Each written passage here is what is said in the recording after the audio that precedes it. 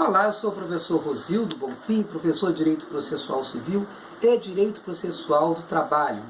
Vamos gravar hoje o quarto vídeo da série Reforma Trabalhista e vamos falar hoje de revelia no processo de trabalho, que nós tivemos uma grande modificação nesse dispositivo.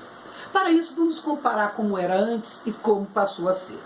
Ora, antes da reforma trabalhista, se a reclamada, a empresa, apresentasse a defesa e não comparecesse o representante da empresa, geralmente era o preposto, estava declarada a revelia da empresa.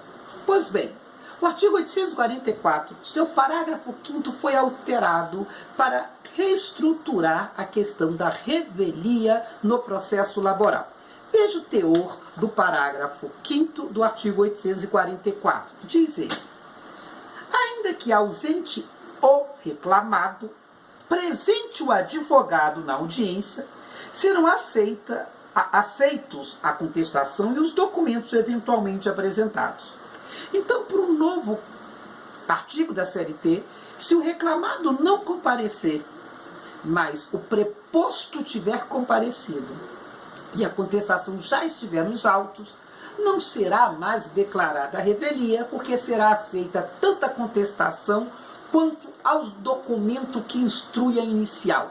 Então veja que o legislador permite agora que a ausência do reclamado não caracterize a revelia. Basta a contestação estar encartada nos autos e o advogado da empresa estar presente. O que pode ser aplicado ali é o ônus da confissão, porque não se prestará depoimento pessoal, uma vez que não está lá a reclamada ou seu preposto apresentando a reclamada, que a gente fala erroneamente representando, preposto apresenta.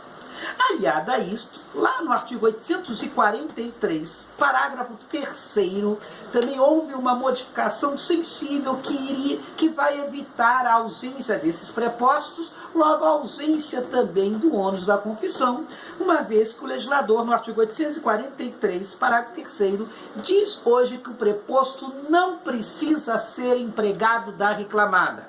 Resolveu-se aquela celeuma que se tratava nos tribunais superiores, nos TRTs e também no TST, se o preposto tinha ou não que ser empregado da reclamada. Hoje o texto é claro dizendo que o preposto não precisa ser empregado da reclamada. Pode ser qualquer pessoa, mesmo que não integre os quadros da reclamada. Isto vai alterar até a súmula 377 do TST, que dizia que, salvo o caso de empregado doméstico de microempresa, o preposto tinha que ser empregado da reclamada. Pois é, o artigo 443, parágrafo 3º, entra já em rota de colisão com a súmula, valendo, salvo entendimentos contrários, né? Mas até o presente momento, valendo o artigo 843, parágrafo 3º. Isso já estabeleceu-se, já criou-se uma grande celeuma no direito processual do trabalho. Trouxe até um acordo paradigma recente que isso aconteceu.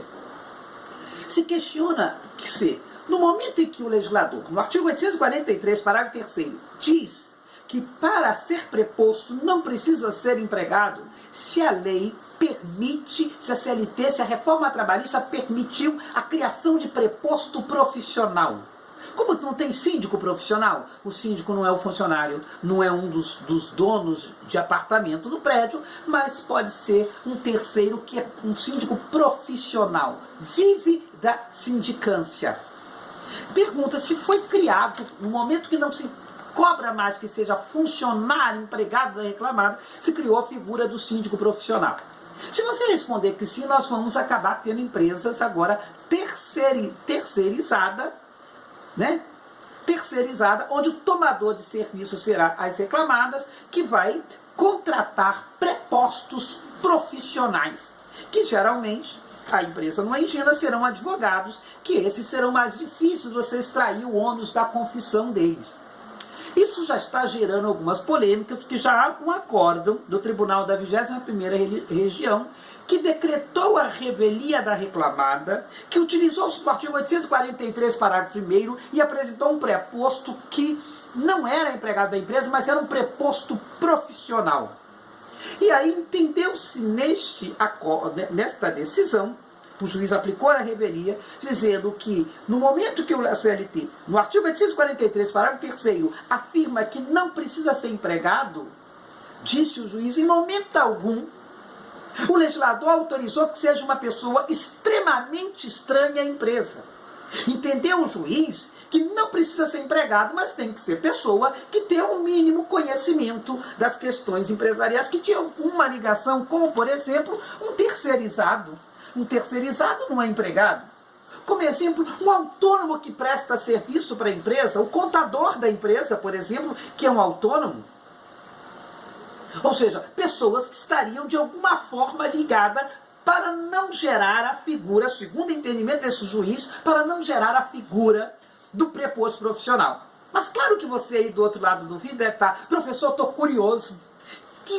Que decisão é essa que eu quero pesquisar lá na internet? Que como reclamante eu quero defender essa tese quando estiver lá um preposto profissional. E eu tentar que ocorra a revelia, não obstante o artigo 843, seu parágrafo 3º. Então toma aí, vai aí para você o número da reclamação trabalhista, onde o juiz não aceitou preposto profissional. Sequência de 40, ou seja, 0000, 708-2017.5.21, 0016. Ou seja, Tribunal da 21ª, 16ª Vara do Trabalho, porque já está se gerando esta polêmica se a figura de um preposto não sendo empregado, como estipulado no artigo 843, parágrafo 3º, se ali tem uma autorização para prepostos profissionais. Ora, se for possível preposto profissional, óbvio que você vai dificultar a vida do reclamante, que as empresas não são ingênuas, os prepostos profissionais serão provavelmente advogados que já sabem como proceder naturalmente pelo exercício da sua profissão. Advogados trabalhistas sabem como proceder na audiência e vai se dificultar muito buscar-se a verdade real tão almejada no processo. Por isso esse magistrado entendeu que o parágrafo 3º do artigo 843, que afirma que não precisa ser empregado, em nenhum momento autorizou preposto profissional, e segundo esse magistrado, preposto tem que ter, embora não empregado, alguma relação, algum vínculo com esta empresa, por exemplo, os terceirizados, por exemplo, os autônomos. Resolvido isso.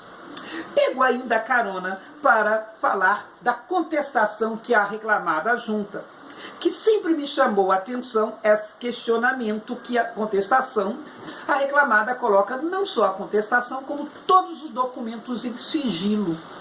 Isso sempre me pairou de uma certa observância sobre o prisma da inconstitucionalidade, porque não é razoável eu distribuir minha reclamação trabalhista com documentos, a audiência marcada no final do ano, por exemplo, dezembro de 2018, a empresa já sabe todos os documentos que eu apresentei para poder exercer seu amplo direito de defesa, fazer uma defesa contenta. Pois bem, pois o reclamante, como os documentos chegam em sigilo, ele não. Na hora da audiência, não obtida a conciliação, o juiz libera a defesa com os documentos do sigilo. Se a audiência for de instrução, o reclamante tem que fazer a impugnação dos documentos naquele momento. E parece ali que quando eu tenho que oferecer naquele momento um prazo mínimo por oferecer, isso fere o direito do contraditório e da ampla defesa, porque eu não tenho instrumento de ampla defesa, uma vez que eu vi os documentos naquele momento, sob pena também de desequilibrar a balança do direito, quando um tem muito mais tempo para analisar a documentação que tem na exordial e o outro tem muito pouco tempo, alguns minutos, para analisar a documentação da peça defensiva. Bom, pensando nisso, o Tribunal Superior do Trabalho, não é isto? Editou a resolução, pena que pouco usado, e quando usado o juiz resiste em não aplicá-la. Editou a resolução 185, de 24 de março de 2017. Essa resolução é do Conselho Superior da Justiça do Trabalho, onde no artigo 22, parágrafo 2º, diz o seguinte: as partes poderão atribuir segredo de justiça à petição inicial e sigilo à contestação, reconvenção, exceção, petição incidente e documentos, vírgula, mas condiciona, olha o que está escrito, desde que justificadamente fundamentando uma das hipóteses do artigo 770, caput da CLT, dos artigos 189 do CPC e do artigo 773 da CLT. Então veja, a instrução normativa, em meu sentir corretamente, respeitando o termo condicional, diz que eu posso apresentar uma defesa com sigilo na documentação, desde que justificado, respeitando os parâmetros do artigo 770, 773 da CLT e 189 do CPC. Resumindo esses três dispositivos, o que eles tratam? Situações que os documentos têm que realmente estar em sigilo. Não aqueles que não têm que estar como um cartão de ponto. Ora, veja, por que um cartão de ponto tem que estar com sigilo? Por que os documentos referentes ao empregado têm que estar com sigilo? A lei tece as hipóteses de sigilo nas hipóteses que eu mencionei, senhores. E vamos ler esses dispositivos, pelo menos parte deles. Veja lá o que diz o artigo. Vamos a ele. Veja lá o que diz o artigo 770 da CLT. A lei, os atos processuais serão públicos, salvo quando o contrário determinar o interesse social. É a própria CLT que os atos são públicos, salvo quando determinar o interesse social. E o artigo 189 do Código de Processo Civil diz quais são as situações que os processos devem correr em sigilo. Bom, além de tudo isso, você ainda tem apoio na Constituição Federal, uma vez que o artigo 5º da Carta Republicana, no seu inciso 60 diz: a lei só poderá restringir a publicidade dos atos processuais quando a defesa da intimidade ou interesse social o exigirem. Isso é a Constituição que está dizendo. Vou repetir para os senhores de tão grandiosa essa regra. A lei só poderá restringir a publicidade dos atos processuais quando a defesa dos atos processuais, quando a defesa da intimidade ou interesse social o exigir. Eu pergunto, a defesa da intimidade e interesse social exigem que uma contestação trabalhista venha com sigilo cartões de ponto, ficha funcional de funcionário, pagamento, saldo de salário, variação salarial, onde tem intimidade ali a ser preservada? Nenhuma. Me parece incondicional. Por isso que sou daqueles que adoto a posição, à luz do artigo 560 da Constituição Federal, que não pode a defesa vir com os documentos da defesa em sigilo.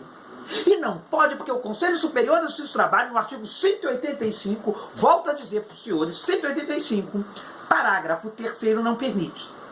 Mas você do outro lado do vídeo pode perguntar, professor, e se a reclamada apresentar esses documentos em sigilo, o que eu, reclamante, devo fazer?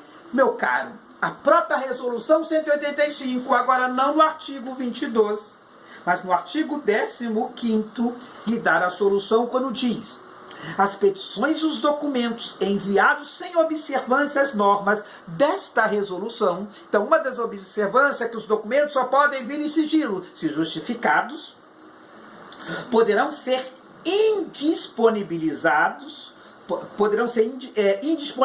por expressa determinação do magistrado, com registro do movimento e exclusão da petição e documentos apresentados, se for o caso,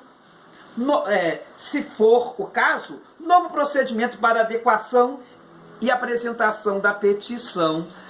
Então o juiz pode determinar que você apresente os documentos sem sigilo, e se você assim não atender o comando judicial, ele coloca aqueles documentos como se eles não fossem apresentados. Você perde a prova por uma deslealdade processual de só colocar todos os documentos, mesmo que não sejam aqueles que a lei determina o sigilo, para apenas que o reclamante não tenha condições, em minutos na audiência de instrução, impugnar. Ok? Então vamos dar uma resumidinha aqui para a gente terminar esse vídeo de 1 minuto. 1. Mudamos a revelia porque mudamos a regra do artigo 844 da CLT, parágrafo 5º. A reclamada mesmo que ela ou apresentada pelo seu preposto não apareça à audiência, não haverá revelia se a contestação estiver nos autos e o advogado comparecer. Segunda alteração, 843, parágrafo 3º, não há necessidade mais do preposto ser empregado. Essa celeuma já foi discutida, mas terceira e última observação, criou-se uma nova. Se o artigo 843, parágrafo 4º, que diz que não há necessidade de preposto ser empregado, se criou-se ou não a figura do preposto profissional. Tem alguns magistrados que acham que não, e dei a tese defendida de não poder ser preposto profissional, embora não empregado, você tem que ter algum vínculo com a empresa, dei a tese da decisão que foi dado lá no 21º TRT, na 16ª Vara do Trabalho, e vai aí, que eu sei que você está bem curioso em que processo isso aconteceu, segue aí o número do processo para os senhores. Sequência de 40-708-02-2017-521-0016. Senhores, terminamos lá esta questão, mas vamos renovar o convite aos senhores para assistir o nosso terceiro módulo, o nosso quarto módulo da reforma trabalhista, no dia 21 de março, às 18 horas, e termina às 21, e no sábado, dia 24 de março, a outra turma, para aqueles que não podem comparecer dia de semana, que vai ser de 9 ao meio-dia. Maiores informações, pode ligar para o Dr. Flávio Percy no telefone 99-705-2199 ou passar um zap para o Dr. Flávio, que ele vai dar todas as informações cabíveis. Espero os senhores lá no nosso curso, onde nós vamos comentar termos extraordinariamente importantes, e você vai ver que você pode aprender processo do trabalho, processo civil, de uma forma muito profunda, mas também de um modo suave e tranquilo. Não precisa ser maçante uma aula, por mais técnica, por mais informações que possam ter. Estão duvidando? Então compareçam lá no dia 21 e dia 24, que os senhores terão certeza que o professor está falando a verdade. Aguardo vocês.